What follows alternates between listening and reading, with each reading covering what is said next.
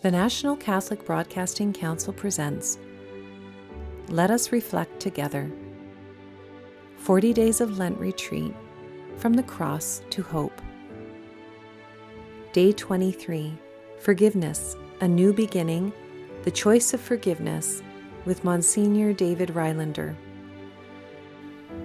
This series of reflections focuses on person-to-person forgiveness only, because it is such a large topic. While I do not address reconciliation, it is touched upon. Recent studies on interpersonal forgiveness make it timely to look more deeply at brokenness in human relationships. Difficulty forgiving others is a common issue. After 40 years of priesthood, I've met individuals who suffer from long-term anger and resentment, often mixed with guilt. While we know the joy of receiving mercy and letting go of tension and guilt, we struggle with bitterness after being wronged. Think of your own examples.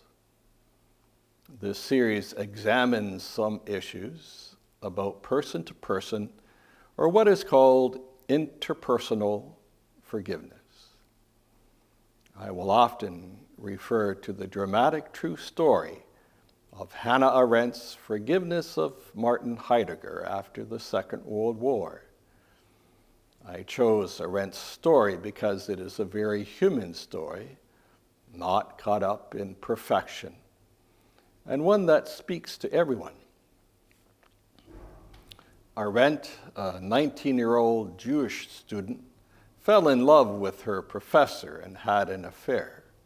Heidegger pledged his devotion in letters. He was the wonder of her life. When Heidegger joined the Nazi Party, Arendt was forced to flee Germany overnight. We may wonder how she could let go of such abandonment and betrayal. The answer lies partly in Arendt's study of St. Augustine, who shaped her understanding of love, renewal, and human freedom.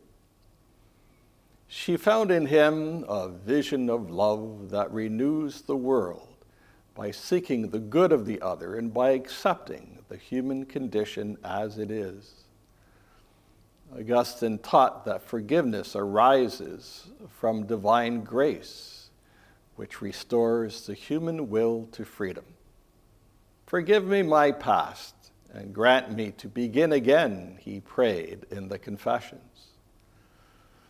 Arendt said that forgiving a wrongdoer offers them a fresh start. It helps them and ourselves move forward instead of being stuck in the past. This idea of renewal led Arendt to focus on human action. Human beings can freely choose how to respond in relationships. What we communicate, more than what we do, reveals who we choose to be. We are not robots responding automatically. We have the power to offer new possibilities of relating. We do not need to remain trapped in cycles of violence and retaliation, as Arendt witnessed during the war. We can choose love and forgiveness instead of resentment and hate.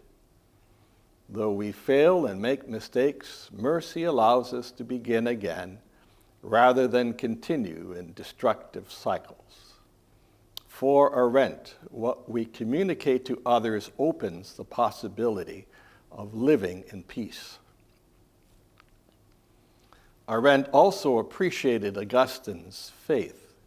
He emphasized that God created humanity in his image and likeness, giving us reason and free will.